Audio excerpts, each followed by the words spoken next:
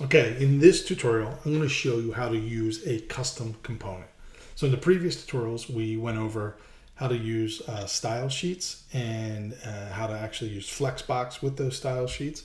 And so this actually goes hand in hand because often you'll create a layout or just a view that using your style sheets that you want to be able to use over and over again in various parts of your app, which is a great idea because it's one of the basic principles of programming is to make your code as reusable as possible, right? And so right now, we never really specified this, but like text, when you use text, that is a component.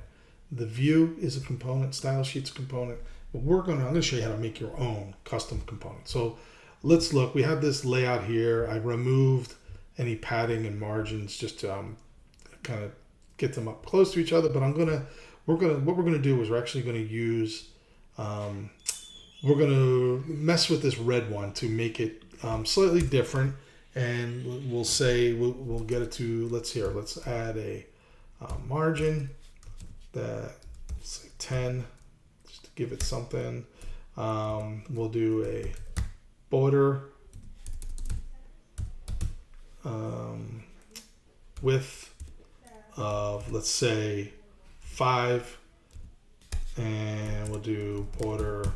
Well, by default the border color is black, but just so you see, this border color can be whatever you want it to be. We'll show you blue, just so you see that.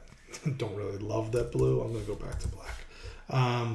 So let's say this was something that, here, we'll add even a little more to this. I'm going to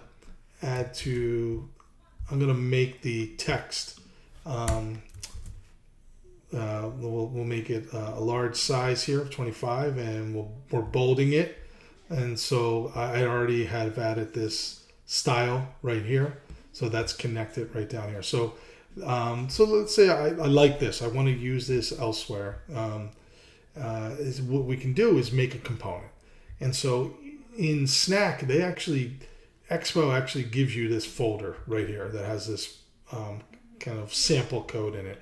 If you were not using Expo Snack, you would have to make this folder manually, but we already have it, so we'll put it to use, and we're going to actually put a new file in there, and we'll call it my component.js. All these files are JS, and there's some basic code we'll need to put in here that we're going to use. I have some code to the side here.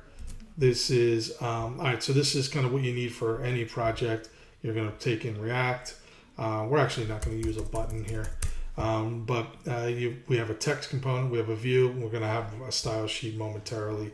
Let's see here. We're going to replace this with our own text, but every file that you create is going to have a function component, and we have to make sure that we export this as well.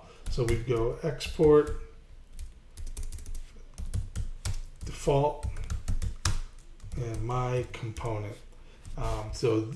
Basically what that's saying is, like, when you use this, it's going to export everything that's in and going to return everything to the screen that we put in here. So we're going to grab some of what we had created here. Specifically, we wanted the part that had to do with our red view and our text. So I'm copying that out, so this should disappear. Yeah, and we're going to just put that in our view here in our return.